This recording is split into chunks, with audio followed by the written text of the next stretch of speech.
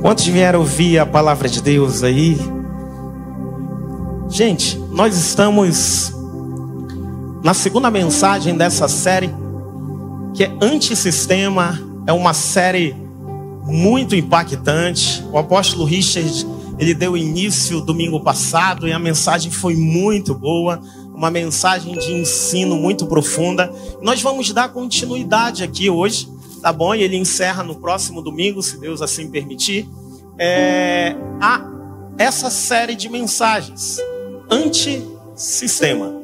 Amém? Hoje eu quero focar em Jesus Cristo, porque foi Jesus que quebrou todo o sistema estabelecido e estabeleceu o sistema do reino de Deus aqui nessa terra. Amém?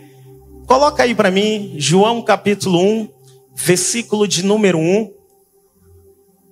Texto áureo da mensagem diz assim a palavra de Deus. Falando de Jesus Cristo aqui, tá bom? No princípio era a palavra. E a palavra estava com Deus. E a palavra era Deus. Versículo de número 14. E a palavra se fez o quê? Carne. E habitou entre nós. E vimos a sua glória, como a glória do unigênito do Pai, cheio de graça e de verdade. Feche os olhos, oremos ao Senhor. Pai, em nome de Jesus, perdoe-nos cada pensamento impuro, sentimento impuro, ato impuro, olhar impuro, cada vez que tropeçamos em palavras, cada vez que fizemos algo que não te agradou. Senhor Todo-Poderoso, a tua palavra diz que não é necessário que ninguém nos ensine nada, mas sim o Espírito Santo que habita dentro de nós há de nos ensinar todas as coisas. Então eu te peço, Pai, humildemente, que tu venha nos ensinar com o teu Santo Espírito, me usando para a honra e glória do teu santo nome, e tudo que for dito e aprendido aqui, as pessoas possam fixar na mente para pormos em prática. É o que eu te peço e desde já eu te agradeço. Se você concorda com isso, diga amém. Dê um aplauso bem forte ao Senhor dos Exércitos.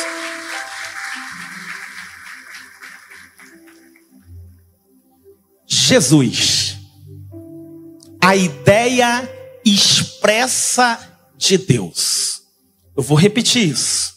Jesus Cristo, a ideia expressa de Deus para aniquilar todo tipo de sistema maligno. Por que eu digo isso? Porque se nós formos estudar um pouco da história no mundo, nós vamos entender que antes de Jesus, Grécia dominava o mundo. Grécia tinha pensamentos totalmente diferentes dos pensamentos do reino de Deus. Exemplo, eles acreditavam, os gregos, que para uma pessoa ser um grande líder, ela tinha que ser bonita. Precisava ser louro, grandão, olhos azuis. Se fosse assim, era um grande líder. Se fosse um pouquinho baixinho, assim que nem eu, barrigudinho, não, você não é um líder. Não é um líder. Para os gregos, para uma pessoa ser um grande líder, a pessoa precisava ser eloquente, falar bem. Se falasse bem, fosse eloquente, carismático, era um grande líder. Mas se a pessoa não fosse nada disso, não era um líder. O interessante é que Grécia, historicamente, foi dominada por Roma.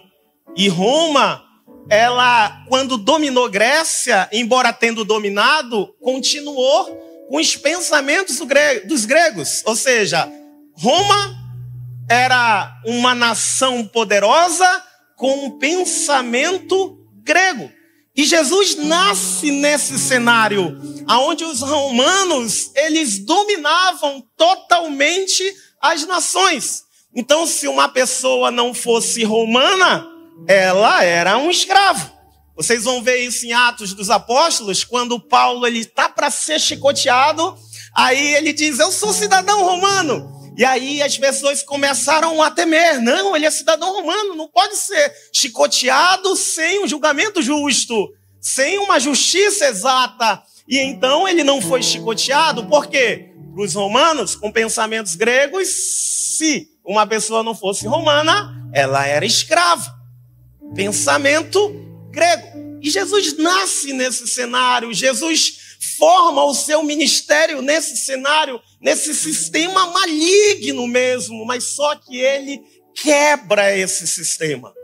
Quando Jesus vem à terra, ele ensina que para ser um grande líder não precisava ser bonito, até porque a Bíblia diz em Isaías que ele não tinha formosura algum, nem nada que nos chamasse a atenção. Ou seja, se você passasse por Jesus e estivesse cumprimentando, passasse por Jesus, nada ia chamar a atenção. Se você cumprimentasse Jesus, nada, você não ia cumprimentar ele porque ele era bonito, lindo, cheiroso, carismático. Não, não, não, não, não, não, não. Jesus veio para destruir isso. Para os romanos com pensamentos gregos, um líder tinha que ter poder, todo mundo teria que o servir. Para Jesus Cristo, o maior é aquele que serve. Para Jesus Cristo, ele lavava os teus pés e dizia: façam igualmente.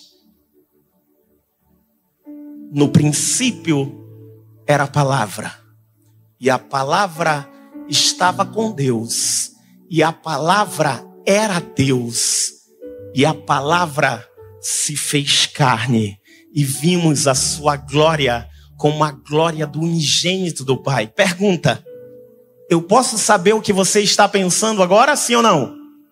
Posso? Não. Para eu saber o que você está pensando agora, o que você precisa fazer? Pegar a sua ideia, o seu pensamento e transformar em palavras. Foi isso que Deus fez. Ele pegou a ideia expressa dele e transformou em palavras para destruir todo o sistema. Por isso que Jesus é o nosso maior exemplo. É por isso que a minha mensagem está baseada em Jesus Cristo hoje. Lógico, eu vou falar algumas características de Jesus que me chamam a atenção, a qual ele quebrou certos sistemas e vem quebrando até o dia de hoje. Mas tem muito mais. Mas eu vou falar algumas aqui. A primeira delas é a seguinte, é bem simples, gente. É obediência.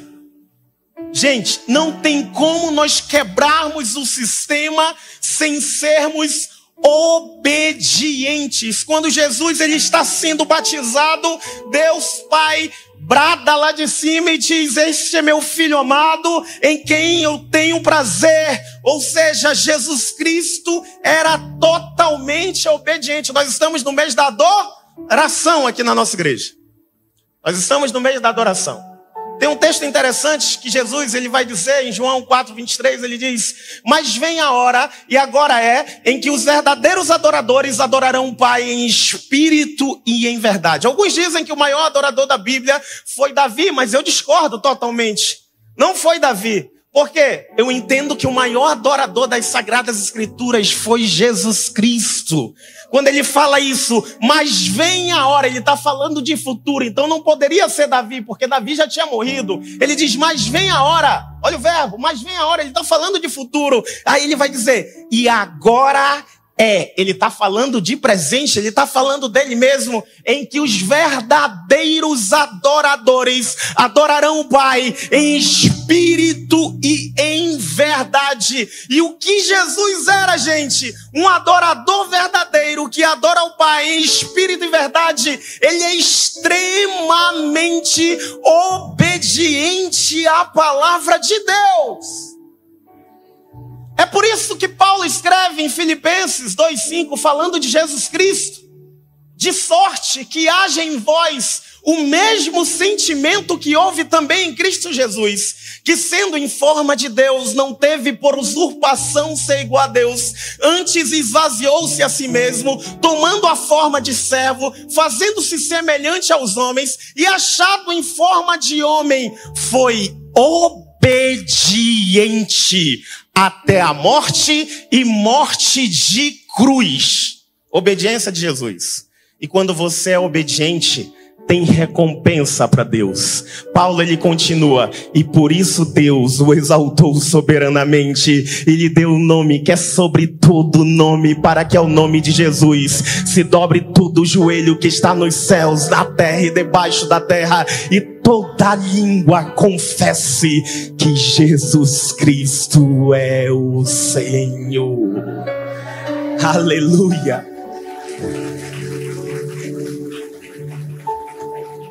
Só quem é obediente quebra o sistema aí, coloca a mão para frente que eu quero profetizar as bênçãos de Deuteronômio 28, que diz assim: e todas essas bênçãos, se fores obediente, e todas essas bênçãos virão sobre ti e te alcançarão.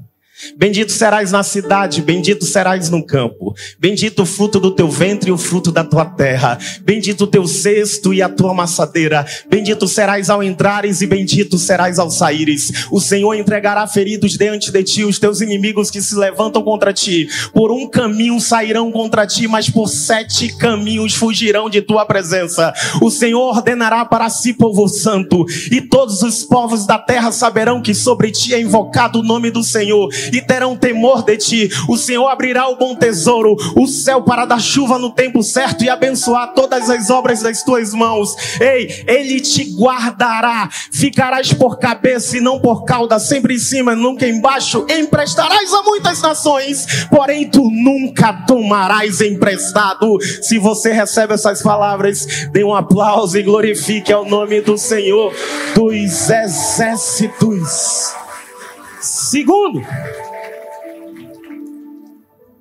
Segunda atitude de Jesus, que me chama bastante atenção e que quebra todo o sistema. Gente, Jesus era um adorador por excelência. E quando eu falo de adoração, nós estamos no mês da adoração, não estou falando de louvar, de cantar, de dançar, de pregar, de orar no seu quarto. Não, isso tudo é válido e muito válido. Mas eu estou falando de um tipo de adoração que quebra todo o sistema. Porque o próprio criador do sistema maligno chegou até Jesus no deserto e disse para ele: tudo isso te darei se prostrares a mim e me adorares. Falando de adoração, na hora da tentação. E ele disse para Satanás: afaste-se de mim, porque está escrito: só o Senhor teu Deus adorarás e só a Ele servirás. Adoração verdadeira é quando você resiste à tentação desse mundo. Sabe por quê? Porque João escreve: o mundo passa. Não ameis o mundo. 1 João 2,15. Nem no que o mundo há.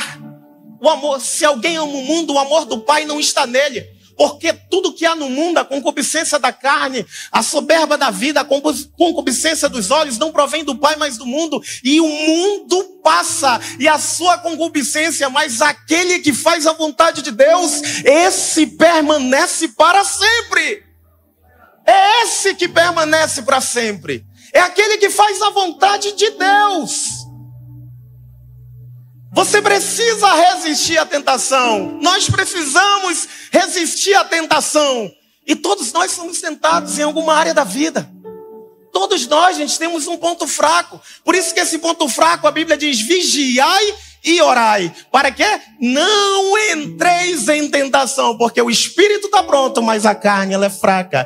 Se a Bíblia diz que a carne é fraca, gente, a carne é fraca. Então você pode ser o crente mais espiritual que for, a crente mais espiritual que for, de apanhar anjo com a mão. Mas deixa eu te dizer algo. Tem coisas dentro de você que não são convertidas. Principalmente os seus desejos carnais. Não tem bom nisso. Cadê os solteiros aí? Levanta a mão aí. Agora vocês estão com vergonha?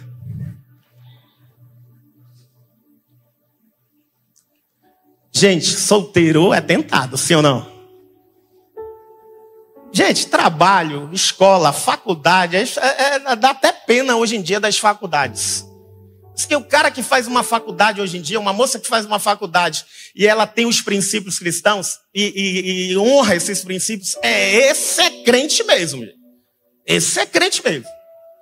Porque a pessoa é tentada de toda maneira. Vai dizer que nunca teve relações por aí. Vão caçoar da tua cara. Vai dizer que você está se guardando para o Senhor. Vão bagunçar com a sua cara. Ei, deixa eu te dizer algo. Não perca tempo honrando as pessoas. Honre a Deus, que Deus te honrará. Aquele que é solteiro, a Bíblia diz que cuida das coisas do Senhor, em como há de agradá-lo. Agrade a Deus. Ah, pastor. Ei, gente, solteirões, solteironas. José, ele era solteiro. Quando a senhorita Patifona, esposa de Potifar, chegou perto dele querendo seduzi-lo, sabe o que ele disse? Olha a espiritualidade do cara, jovem. Olha a espiritualidade. Ele disse: eu pecaria contra o Senhor, meu Deus, de modo algum. É assim que temos que fazer. Ah, temos não, né? Eu já sou casado. É assim que os solteiros têm que fazer. Eu corro pro abraço com a minha esposa. Gente, não falte o culto de casais e sexta. Nós temos ensinamentos valiosíssimos para vocês. Cadê os compromissados aí? Levanta a mão aí, namorando. Isso aí, tem alguns aí. Gente, deixa eu dizer algo para vocês. Apocalipse 21:8. Olha essa palavra de bênção para vocês. Os fornicadores não herdarão o reino dos céus. O é o glória a Deus, né? É o que está escrito, gente. Não sou eu, tá? Pelo amor de Deus. Gente, se guarde. Faz um propósito aí para isso parar. Assim você não vai continuar. Assim você toda vez vai ficar com a consciência pesada. Ou então casa logo. Ah, pastor, mas ele não quer casar. Larga esse traste. Larga, desculpa.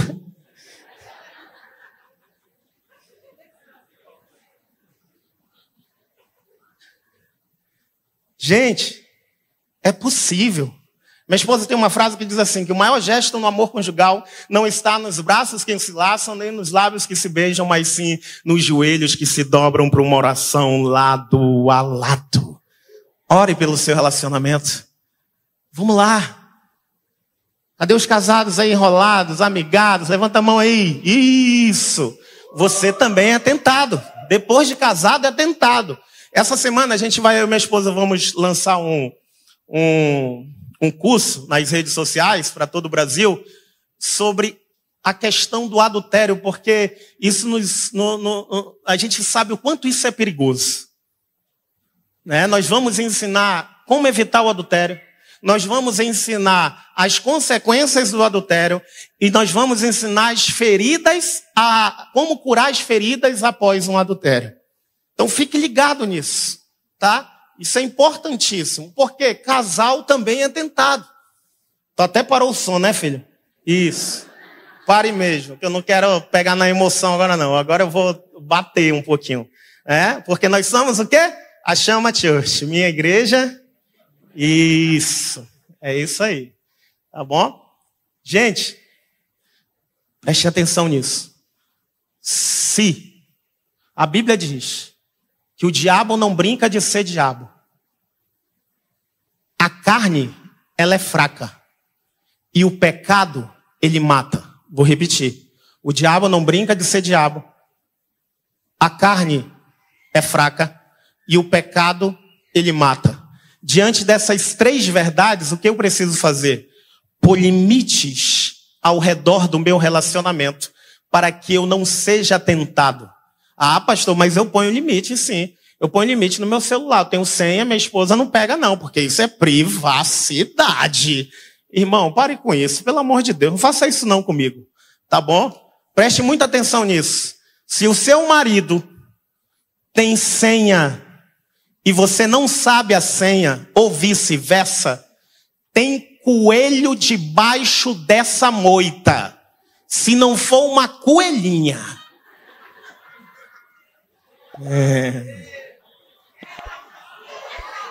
É.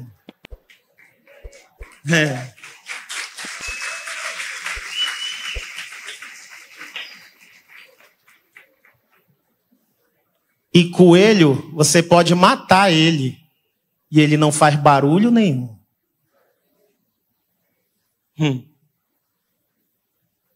Aí tem uns, sabe o que acontece? Nesse sistema mundano de hoje, já dominou a mente desse casal, né? O que eles fazem? No meu tempo era Orkut, né? Aí eu reinei no Facebook, mas quando eu comecei a reinar acabou, né? Eu não sei se dá tem, sei que eu não tenho mais. E aí agora é Instagram, nessa onda de Instagram, né? E aí lá no Instagram tá assim, às vezes o marido curte uma mulher de biquíni, às vezes a esposa curte um homem de sunga, né? Gente, alguém aqui já vendeu Avon? Levanta a mão aí. Quem já vendeu Avon? Avon, tem algumas pessoas, né? Avon. Eu já vendi Avon. Minha esposa, quando a gente era compromissada, a gente queria comprar os móveis, né? Ela vendia Avon e ela me usava, né? Para vender. Eu era um bom vendedor, né? E aí, o que eu fazia? Eu deixava o catálogo, era assim, né? Aí a pessoa ia lá e marcava ali no pedido que ela queria o nome dela, não é isso? Sim ou não? Avon. Quando você curte a foto de uma mulher de biquíni ou um homem de sunga, a mensagem que você passa é essa aqui. Eu quero esse produto. É a mensagem que você passa. Não tem nada a ver, pastor. O inferno está cheio de gente que não tem nada a ver, que fala que não tem nada a ver. Eu não acredito no inferno, não, irmão. Isso não é um requisito para ir para lá. Acredite. Tá vendo? E onde é que é o inferno, pastor? É no final de uma vida sem Cristo. Se você não coloca Cristo no seu casamento, lá vai virar o inferno. Lá começa o inferno. Por isso que Cristo precisa estar dentro. Por quê? Porque Jesus é o único capaz de fazer tudo dar certo em um ambiente que tudo já deu errado. Ele é o único capaz, porque quando ele entra, ele transforma água em vinho, transformação, porque onde Jesus está, não pode piorar, as coisas precisam melhorar, o seu casamento vai melhorar em nome de Jesus. Resista à tentação, assim você quebrará o sistema e adorará a Deus. Terceiro, vamos lá, vamos correr aqui. Pelo amor de Deus. Dá uma glória a Deus aí, irmão. Foi muito forçado isso. Terceiro, Jesus, ele evangelizava, ele falava do evangelho do reino de Deus. Gente, preste atenção nisso. Eu estou falando de evangelismo, na prática. As primeiras palavras de Jesus, quando ele saiu da tentação do deserto, em Mateus 4,17, ele diz, arrependam-se que o reino de Deus chegou aqui na terra. Ele vai dizer em Mateus 6,33, buscar em primeiro lugar o reino de Deus e a sua justiça, e as demais coisas serão acrescentadas. Em Mateus 24,14, ele vai dizer, e este evangelho do reino será pregado a todas as nações, então virá o fim. Temos uma mensagem, e interessante é que nós temos a única mensagem que é capaz de apagar o passado, transformar o presente e te preparar para o futuro. Vou repetir isso. Nós temos a única mensagem, gente, que é capaz de apagar o passado, transformar o presente e te preparar para o futuro. Jesus quer que você pregue. A Bíblia diz, há tempo e fora de tempo. Pastor, mas eu prego com as minhas atitudes. Jesus, ele fazia os dois. Ele, onde ele ia, ele transformava com palavras, com ações, com atitudes. Não dá para fazer só um ou outro. Tem que fazer os dois. Lembro semana passada. Semana retrasada. Eu estava dando uma corridinha no campo, aí tinha um pessoal ali, acho que era uma boca de fumo, vendendo droga. E o Espírito Santo falou no meu coração, vai lá e prega. Fala do meu amor. E eu fui lá. Parei, dei uma volta, né? Só para aquecer, né? Aí eu parei lá. Aí eles estavam tudo lá, esperando o pessoal, bolando, esperando o pessoal para vender. Aí eu comecei a falar de Jesus para aquelas pessoas. Aí uns dois começaram a chorar. Dizendo, eu preciso desse Jesus. Alguns anos atrás, no início da minha conversão, na verdade, antes da minha conversão, eu era um cara muito baladeiro, assim, sabe? Há 15 anos atrás, eu gostava de banda, de carnaval, eu gostava de andar todo playboyzinho, roupa de marca, tudo emprestado. Gostava de brigar, apanhava, vixe, você não tem noção, mole. E aí tinha uma banda ali no Núcleo 3, eu sempre fui criado ali no Núcleo 3, tinha uma banda de carnaval. Aí nesse dia dessa banda eu apanhei, gente, eu apanhei tanto que eu fui parar no hospital. E aí quando nós, naquela madrugada, algo diferente aconteceu comigo. Por quê? Porque eu invoquei o nome do Senhor. Aí depois que eu vim entender, eu invoquei no meu quarto. Aí depois que eu vim entender o que a Bíblia diz, aquele que invocar o nome do Senhor será salvo. Eu dei o primeiro passo. A Bíblia diz, achegai-vos a Deus e Ele se achegará a vós. Eu dei o primeiro passo, eu clamei. E Deus me ouviu. Naquele momento, quando eu acordei, gente, algo diferente aconteceu comigo. Deu vontade de ir para a igreja, deu vontade de ler a Bíblia, deu vontade de falar para todo mundo que eu amava, de perdoar, de pedir perdão, de pagar todo mundo que eu devia, gente, por incrível que pareça, entendeu? E eu comecei a fazer tudo isso, porque Jesus me transformou. Um ano depois, gente, a mesma banda, o Senhor me dá oportunidade, Senhor. Me dá oportunidade, eu já todo socialzinho de pastor, né, e tal. Aí Deus me deu a oportunidade, eu fui lá para mais de 5, 6 mil pessoas, eu subi naquele palco e eu comecei a falar de Jesus Cristo para aquelas pessoas. Umas pessoas começaram a ensaiar uma vaia, mas outras pessoas começaram a mandar as pessoas pararem de dar vaia. Quando não, todo mundo estava fitado nos olhos, ouvindo a mensagem. E quando eu desci, eu abençoei todos. Aí era gente na escada, sabe? Gente na escada, assim, falando, puxa, eu tô arrependido, eu quero voltar para Jesus. De uma vez, uma pessoa aqui dentro da igreja chegou, pastor, o senhor não lembra, mas lembra daquela mensagem que o senhor pregou lá naquela banda? Naquele dia eu ia tirar a minha vida, pastor, e a sua mensagem transformou a minha vida. Eu fui para casa, larguei a bebida, larguei droga e hoje eu tô aqui servindo ao Senhor. Sabe por quê?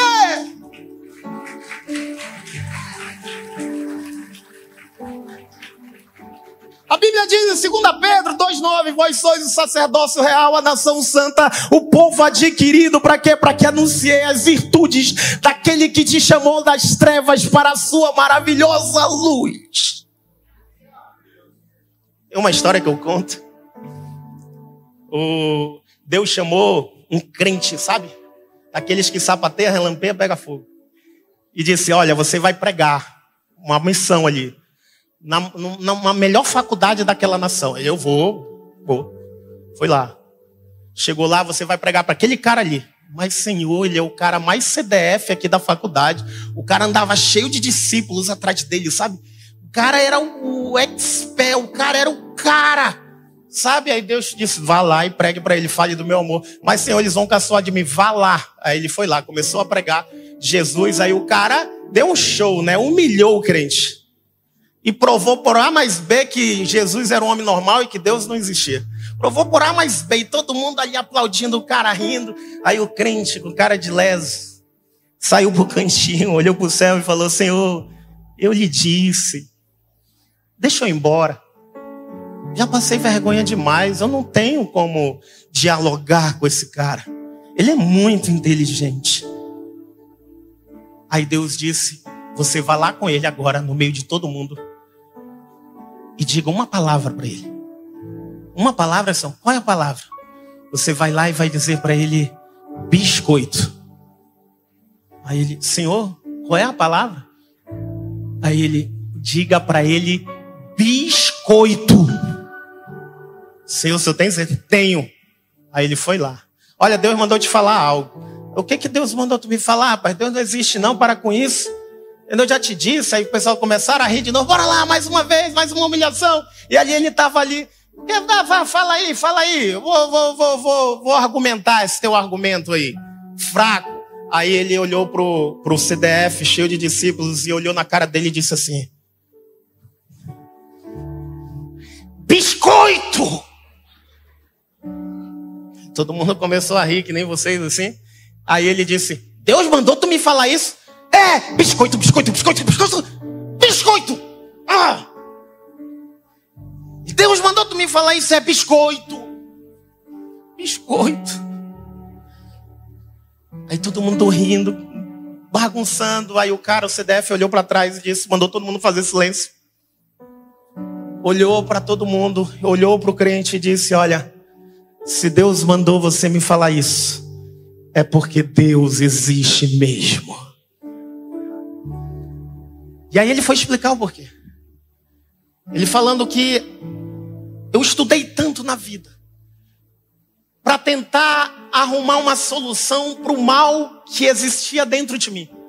E através dos estudos da ciência, eu descobri que o mal que existe dentro de mim é porque quando eu era criança eu roubava biscoito escondido da minha avó. Mas eu nunca contei isso para ninguém. E se Deus mandou você me falar isso, é porque Deus existe mesmo. Ei, deixa eu te dizer, se Deus, através de você, mandar você falar uma palavra apenas, não importa qual é a palavra, Deus sabe de tudo, Deus desmonta tudo. A Bíblia diz em 2 Coríntios 10:4 que as nossas armas, as armas de nossa milícia não são carnais, mas sim poderosas em Deus para destruir fortaleza, destruindo todo conselho, toda altivez, todo conhecimento que se levanta contra o entendimento de Cristo e levando cativo todo o entendimento à obediência de Cristo. Gente, se Deus mandar você pregar, pregue. Fale cada vez mais, porque no momento certo, na hora certa, Deus vai transformar todos ao seu redor para quebrar todo o sistema maligno. Penúltimo, essa atitude de Jesus me chama muito a atenção. E se você praticar isso, você quebra todo o sistema. Todo o sistema, sabe qual é? É simples. Perdão, repitam comigo, perdão. Jesus me fascina, gente. E eu creio que não somente a mim, mas todos vocês. Porque ele me fascina. Como pode, no exato momento que Jesus é traído por Judas, presta atenção, era para detonar o primeiro fenômeno, o gatilho da memória, e abrir uma janela traumática, o killer, pois a traição é um golpe fatal, e quem nos traz geralmente são as pessoas mais próximas, os amigos, porque os inimigos apenas, eles te frustram, mas aqueles que você se doa e te machucam na raiz, aí sim acontece uma traição. É nesse momento que abre uma janela traumática, geralmente, ou você agride, ou você recua timidamente. Mas a maioria das pessoas, elas agridem. Quando pisam no pé dela, elas vão com tudo para agredir. Outras, elas recuam timidamente. Mas para a surpresa da psicologia, da psiquiatria, da sociologia, da psicopedagogia, Jesus não fez nenhuma dessas coisas. Ele faz algo extraordinário. Ele não agride, ele não recua, ele olha para o seu traidor e o exalta e disse: amigo. Só uma pessoa, gente, cheia da graça de Deus, é capaz, depois de uma traição, perdoar e chamar a outra de amigo. A graça de Deus desativa o mecanismo de violência que há dentro de você, porque a graça de Deus, ela encontra espaço tanto para a pessoa que foi violentada, como para aquela que violentou. A graça de Deus é para todos, Jesus Cristo é para todos. Tem um vídeo, eu mandei separar o vídeo para vocês verem aqui, apaga a luz aí, coloca esse vídeo aqui rapidinho, é um vídeo que ficou famoso no mundo inteiro, coloca aí rapidinho, Josué. Sino de Green River. Até onde eu saiba, sociopatas e psicopatas não têm sentimento. E esse psicopata, ele matou mais de 40 mulheres. Eles prenderam o sujeito e você sabe que lá na América tem essa questão de levar a vítima pro júri popular. Júri popular e as pessoas podem enfrentar. Uhum.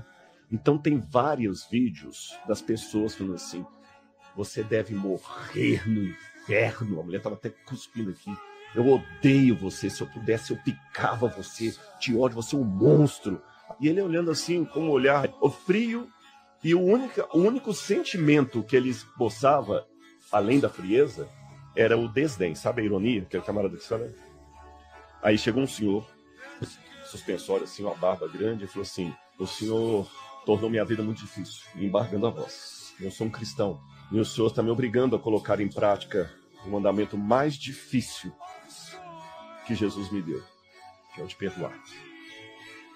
Eu sei que essas pessoas aqui odeiam o Senhor, mas pelo que o meu mestre mandou, apesar do que o Senhor fez com minha filha, eu perdoo o Senhor. Sinta-se perdoado. Naquele momento, contrariando todos os prognósticos que dão de sociopata, ele chorou. A graça de Deus capacita você a fazer coisas que o velho homem não faz. Aleluia. É a graça de Deus, gente. Somente a graça de Deus pode fazer isso. E em último lugar, aqui eu encerro essa mensagem. Última atitude de Jesus, que quebrou todo o sistema que havia na terra. Através dessa atitude dele, ele estabeleceu um novo sistema. E é assim que ele vai governar pela eternidade. E nós estaremos com ele. Sabe qual é essa atitude? Sacrifício. Jesus Cristo se sacrificou por mim e por você. A morte da cruz era a morte mais perversa. Foi pregado no madeiro.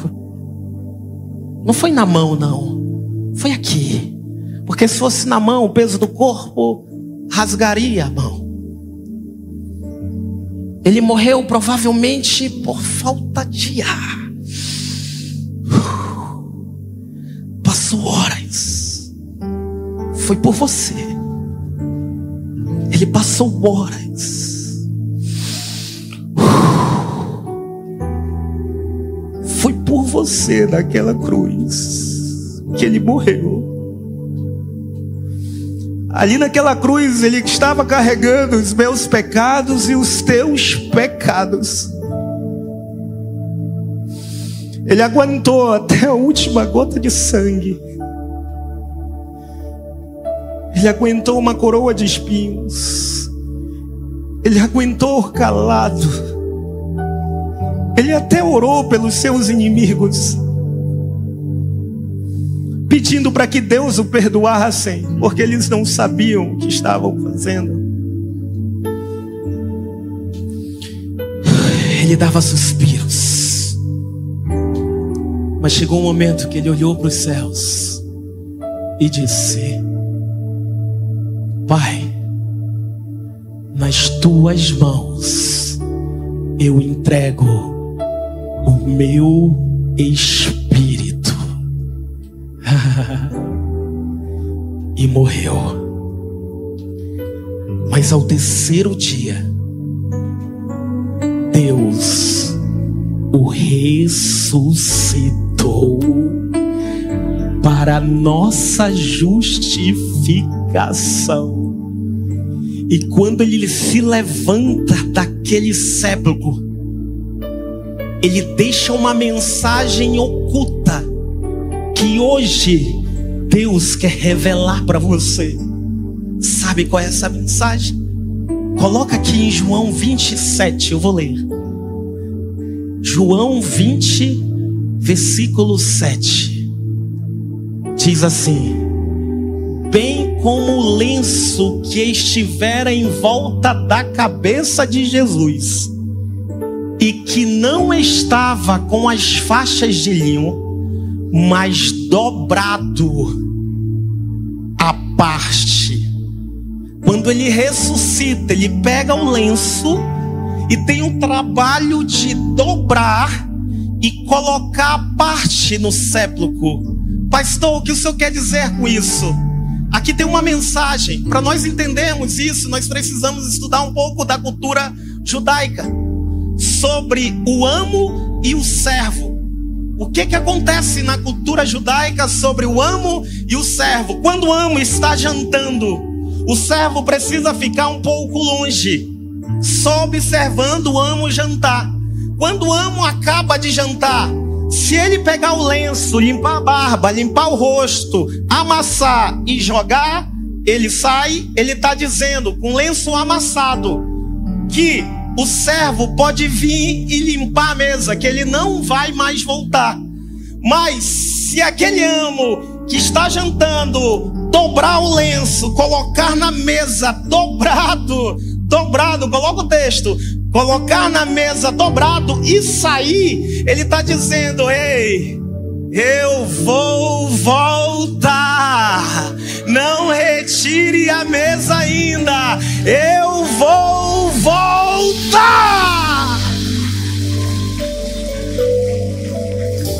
Jesus vai voltar, é promessa, não se turbe o vosso coração. Credes em Deus e credes também em mim. Na casa de meu pai há muitas moradas. Se não fosse assim eu não teria dito, eu vou preparar um lugar para quando eu voltar, vocês estejam comigo. Aleluia. Jesus vai voltar. Eu quero fazer uma oração por você. Feche os olhos.